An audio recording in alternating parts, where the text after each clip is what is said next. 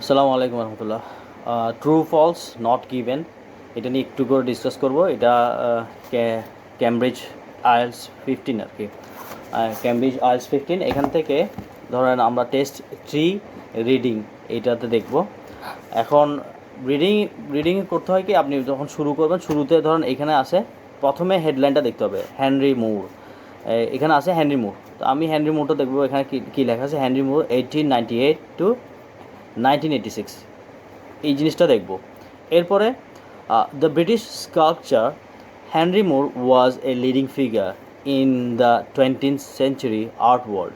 তা প্রথমে হেডলাইনটা পড়ে ফেলবো, অর্থাৎ এখানে রিডিং পড়ার সময় আগাগোড়া পড়াটা জরুরি না, যেহেতু সময় সীমাবদ্ধ, আগাগোড়া পড়াটা জরুরি না। আমরা প্রথমে রিডিংয়ের মধ্যে প্রথমে যেটা আমার দরকার সেটা হচ্ছে কিওয়ার্ডগুলো ধরা। যেমন হেনরি মুর, প্রথমে একটা কিওয়ার্ড যে হেনরি মুর নিয়ে কথা বলা হচ্ছে। এরপরে ব্রিটিশ স্কাল্পচার, তারপর বুঝলাম যে স্কাল্পচার নিয়ে কথা বলা হচ্ছে, হেনরি মুর নিয়ে কথা বলা হচ্ছে, leading figure in 20th century art world. তাহলে এখানে আমরা দেখার সাথে সাথে ধরে নিতে হবে যে এখানে হেনরি মুর নিয়ে কথা বলা হচ্ছে, 20th century art world, sculpture নিয়ে কথা বলা হচ্ছে। তাহলে তিনটা ওয়ার্ড, স্কাল্পচার, হেনরি মুর, 20th সেঞ্চুরি আর্ট ওয়ার্ল্ড, এই তিনটা বিষয় নিয়ে কথা বলা হচ্ছে এখানে। এরপর সরাসরি আমরা কি ট্রু ফলস নট গিভেনে চলে যাব। শুরুতেই আছে কি ট্রু ফলস নট গিভেনের মধ্যে ট্রু হলে ট্রু, ফলস হলে ফলস। আর যদি দেখি যে এখানে এটা দেওয়া নাই তাহলে নট গিভেন। তাহলে শুরুতে বলতেছে কি, on leaving school Moore did what his father wanted him to do. তাহলে আমাদের রিডিংয়ে সবার আগে কী দরকার, অর্থ বোঝাটা, আমি পড়ে অর্থটা বুঝতে পারতেছি কিনা।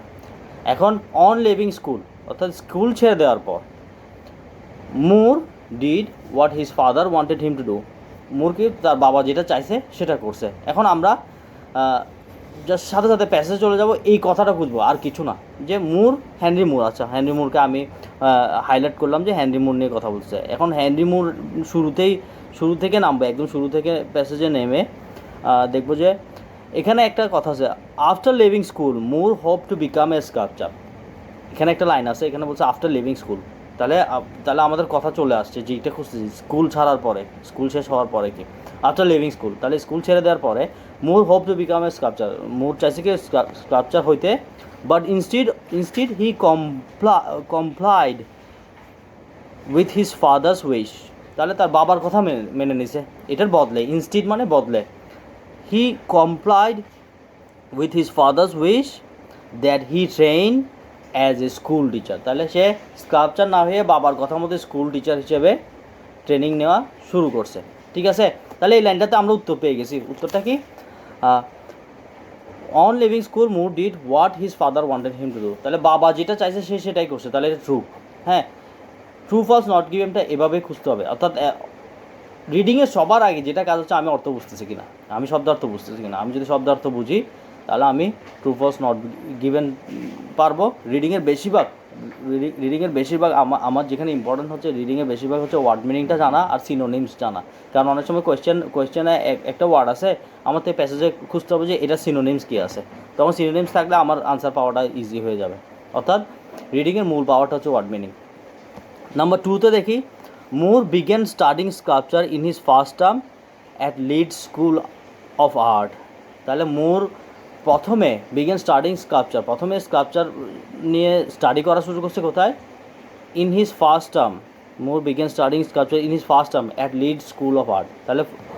তাহলে তার ফার্স্ট টার্মে লিড স্কুল অফ আর্ট এসে স্কাল্পচার নিয়ে স্টাডি করা শুরু করছে কিনা সেটা দেখব। পরেরটা কোথায় আসছে, যেহেতু আমরা প্রথমে যে আনসারটা পাইছি এটার পর থেকে খুঁজতে হবে, এটার আগে না, এটার পর থেকে সিরিয়ালি খুঁজতে হবে। He had to abandon his training, এখানে নাই। এখন পরে আসবো, at the end of the year he passed the sculpture examination and was awarded of scholarship Royal College of Art in London.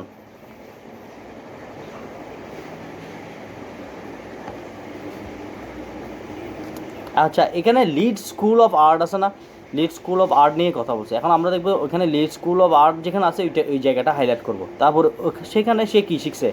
তাহলে আফটার দ্য ওয়ার, যুদ্ধের পরে Moore enrolled at the Leeds school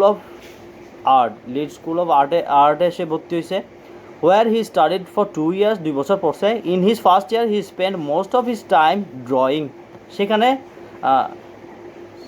প্রথম বছর কী করছে, শুধু সে ড্রয়িংয়েই কাটাইছে। Although he wanted to study sculpture, no teacher was appointed until his second year. তাহলে ফার্স্ট ইয়ারে সে স্কাল্পচার স্টাডি করতে পারে নাই, শুধু ড্রয়িং স্টাডি করছে, এবং no teacher was appointed until his second year, দ্বিতীয় বছরে আসার আগ পর্যন্ত কোনো টিচার তাকে কি স্কাল্পচারে জয়েন করায় নাই। তাহলে উত্তরটা কী হবে, Moore began study sculpture in his first term at the Leeds school of art, এটা ফলস, কারণ সে ফার্স্ট টার্মে সে স্কাল্পচার স্টাডি করতে পারে না, তাহলে সেকেন্ডটা হচ্ছে ফলস। আচ্ছা, 3 নম্বর প্রশ্নটা দেখেন, when Moore started at Royal College of Art, its reputation for teaching sculpture was excellent। তাহলে প্রশ্নটা বুঝলে উত্তরটা সহজ। কীরকম দেখেন, when Moore started in Royal College, তাহলে রয়্যাল কলেজ অফ আর্টে যখন মুর স্টাডি শুরু করলো, হ্যাঁ, তখন বলতেছে কি ইটস রেপুটেশন, ইটস বলতে এখানে রয়্যাল কলেজ অফ আর্টের কথা বলছে, it's reputation for teaching sculpture was excellent, মানে রয়্যাল কলেজ অফ আর্টসের রেপুটেশন স্কাল্পচার শেখানোর ক্ষেত্রে এক্সিলেন্ট ছিল। এখন কথাটা সত্য নাকি মিথ্যা আমি বিবেক দিয়ে চিন্তা করলে হবে না, বা গেস করলে হবে না, এখানে উত্তরটা প্যাসেজে হুবহু আছে কিনা দেখতে হবে। এখন আমাদের এর আগের উত্তরটা যেখানে পাইছি সেখান থেকে যদি শুরু করি, at the end of that year he passed the sculpture examination and was awarded A scholarship to the royal college of art in London. তাহলে বছর শেষে কী করলো, হি pass the sculpture examination and was awarded scholarship পাইলো কোত্থেকে, to the royal college of art in London থেকে, হ্যাঁ, royal college of art in London থেকে scholarship পাইছে। এরপরে লাইনগুলো দেখেন, ইন সেপ্টেম্বর থেকে যা শুরু করে এর পরের প্যারাগ্রাফটাও রয়্যাল কলেজ অফ আর্ট নিয়ে আছে, কিন্তু এখানে কোথাও একটা লাইনও এটা বলা নাই যে এইটা এক্সিলেন্ট, মানে এই সেন্টেন্সটা নাই যে the it's reputation for teaching sculpture was excellent, এই কথাটা নাই। তো যখন এটা নাই যে reputation for teaching sculpture is excellent, এই কথাটা এখানে হুবহু এখানে নাই, তাহলে এটা নট গিভেন আসছে, এখানে ট্রুও না ফলসও না, এটা জাস্ট নট গিভেন আসছে, তাহলে এটার উত্তরটা হবে নট গিভেন। পরের প্রশ্নটা দেখেন, এটা হচ্ছে যে Moore became aware of ancient sculpture as a result of visiting London museum. তাহলে মুর অ্যানশিয়েন্ট স্কাল্পচার সম্পর্কে কি জানা শুরু করছে কখন, লন্ডন মিউজিয়াম ভিজিটের কারণে, হ্যাঁ। তাহলে এটা এখানে পাবো কি না, প্রথমে হচ্ছে যে ওই পরবর্তী লাইনগুলোতে দেখবো যে সে কোথায় গেছে, Moore visited many of the London museum, তাহলে এখানে মূল কথাটা এইখানের মধ্যেই পাবো, যখন এখানে বলছে Moore visited many of the London museum, এখানে কথাটা পাবো, পার্টিকুলারলি দ্য ব্রিটিশ মিউজিয়াম, হ্যাঁ, British museum which had a wide ranging collection of ancient sculpture. তাহলে যেখানে এনশিয়েন্ট স্কাল্পচার আছে, অনেক এনশিয়েন্ট স্কাল্পচার আছে, হ্যাঁ। তাহলে পরের লাইনে বলছে during this visit he discovered, এই যে ডিসকভার্ড ওয়ার্ডটা, the power and beauty of ancient museum and African sculpture. তাহলে এটাই উত্তরটা আসলে সে মানে ওই ডিউরিং দিস ভিজিট মানে এই সময়টাতে যখন সে ভিজিটটা করছে কোথায়, লন্ডন মিউজিয়ামে, ঠিক তখনই সে কী করলো, সে অ্যানশিয়েন্ট স্কাল্পচার সম্পর্কে জানলো, ইজিপশিয়ান অ্যান্ড আফ্রিকান। তাহলে এটা উত্তরটা হবে কি, উত্তরটা হবে true, Moore became aware of ancient sculpture as a result of visiting London museum visit করার কারণে সে কি আরও অ্যানশিয়েন্ট স্কাল্পচার সম্পর্কে জানার সুযোগ পেল। আচ্ছা, নাম্বার 5টা দেখেন, the Trocadero Museum's Mayan sculpture attracted a lot of public interest. The Trocadero Museum's Mayan sculpture attracted a lot of public interest. তাহলে এই মায়ান স্কাল্পচারটা কি অনেক পাবলিক ইন্টারেস্টকে অ্যাট্রাক্ট করছে, মানে অনেক পাবলিককে আকর্ষণ করছে। তাহলে এই কথাটা আমি ওই পরবর্তী লাইনগুলোতে আছে কিনা দেখব। দেখেন এখানে ট্রকেডেরো মিউজিয়াম কথাটা আছে, তো ওই জায়গাটা আমি হাইলাইট করলাম, হ্যাঁ, এখান থেকে ট্রকেডেরো মিউজিয়াম ইন প্যারিস। এরপরে যা বলছে তা কিন্তু পাবলিক নিয়ে কোনো কথা আছে নাই, বলতেছে যে he was impressed by a cast of Mayan sculpture of the rain spirit. তাহলে এটা সম্পূর্ণ কার? এটা সম্পূর্ণ কথা বলছে হেনরি মুরের। মুর হচ্ছে কি ইমপ্রেসড হয়েছে, Moore impressed by a cast of Mayan sculpture of the rain spirit. Okay, তাহলে এখানে দেখেন এখানে public interest, true false not গিভেনে বলছে পাবলিক ইন্টারেস্ট, কিন্তু এখানে পাবলিক ইন্টারেস্টের কথা ট্রকেডেরো মিউজিয়ামের ক্ষেত্রে পাবলিক ইন্টারেস্ট আসে না, মুরের ইন্টারেস্ট আসছে। তাহলে উত্তরটা তো মিলতেছে না। তাহলে আপনি যদি এরপর আরও কয়েক লাইন পড়েন, পুরো পুরো প্যারাগ্রাফটা পড়েন, এখানে পাবলিক ইন্টারেস্ট নিয়ে কোনো কথা পাবেন না। এখানে বলছে যে Moore became fascinated with this stone sculpture. Moore became fascinated, not the public fascinated, এরকম কিছু আসে নাই। which he thought had a power of an originality that no other stone sculpture possessed. ওকে, তো এইটা আপনি ভালো করে খোঁজার পরে দেখবেন যে মানে পরবর্তী লাইনগুলোতে কিন্তু উত্তর থাকবে। পরবর্তী লাইনগুলোতে উত্তর যখন খুঁজে পাওয়া যাচ্ছে না, তাহলে এটা কি নট গিভেন। তাহলে 5 নম্বরের উত্তরটা হবে নট গিভেন, কারণ এখানে পাবলিক ইন্টারেস্ট নিয়ে কোনো কথা আসে নাই। হতে পারে পাবলিক ইন্টারেস্ট আসে, হ্যাঁ, কিন্তু এইটা প্যাসেজে তো লিখে নেয়, প্যাসেজে যখন লিখে নেয় সেটা হবে নট গিভেন। ঠিক আছে, নাম্বার 6 দেখেন। নাম্বার 6 হচ্ছে মুর thought the Mayan sculpture was similar in certain respects to other stone sculpture. এখন দেখেন মুর কি চিন্তা করছে, মায়ান স্কাল্পচার। আমাদের ট্রু ফলস নট গিভেনের ক্ষেত্রে কিওয়ার্ডগুলো খেয়াল রাখতে হবে। মায়ান স্কাল্পচার, আমি রাখতে রাখলাম যে মায়ান স্কাল্পচার নিয়ে কথা বলছে, আমি ওটা ওখানে প্যাসেজে হাইলাইট করবো। ওয়াজ সিমিলার বলছে একই রকম, সার্টেন রেসপেক্টস, হ্যাঁ, কিছু কিছু ক্ষেত্রে, টু আদার স্টোন স্কাল্পচার। তাহলে মায়ান স্কাল্পচার অন্যান্য স্কাল্পচারের সাথে মিল আছে, এটা বলছে। হ্যাঁ, তাহলে আমি এই জিনিসটা খুঁজে বের করব কোথায়। প্রথমে আমি মায়ানটা কোথায় খুঁজবো? তাহলে এখানে পরবর্তী লাইনে দেখেন মায়ান স্কাল্পচার আছে। হ্যাঁ, প্যারিস, তাহলে মিউজিয়াম ইন প্যারিসে he was impressed by the cast of Mayan. Okay, এরপরে এই লাইনগুলোতে ঘুরে ফিরে দেখেন মায়ান স্কাল্পচার কী করছে। মায়ান স্কাল্পচার নিয়ে সে বলছে কি, which he thought had a power and originality that no other stone sculpture possessed. তাহলে সে কী চিন্তা করছে? He thought had a power and originality, মানে এটা এমন জায়গা থেকে আসছে বা এমন পাওয়ার আছে যেটা no other stone sculpture possessed, অন্য স্কাল্পচার কি অন্য স্কাল্পচারের মধ্যে সেটা নাই।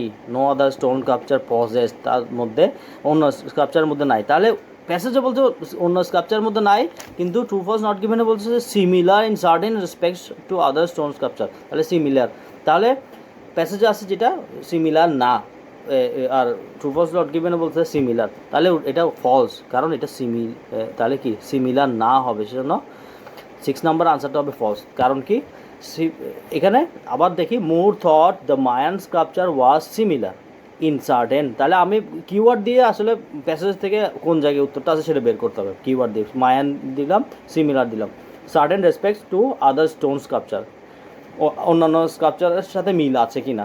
এখন এখানে মুর বলছে he thought had a power and originality that no other stone sculpture possess. তাহলে অন্য স্কাল্পচার থেকে সেটা নাই, মায়ানের থেকে যেটা আছে, যেহেতু নাই বলছে তাহলে এটা ফলস হবে। এরপর নাম্বার 7 দেখি, the artist who belongs to unit 1। তাহলে এখানে আরেকটা কিওয়ার্ড আছে দেখেন, unit 1, wanted to make a modern art and architecture more popular.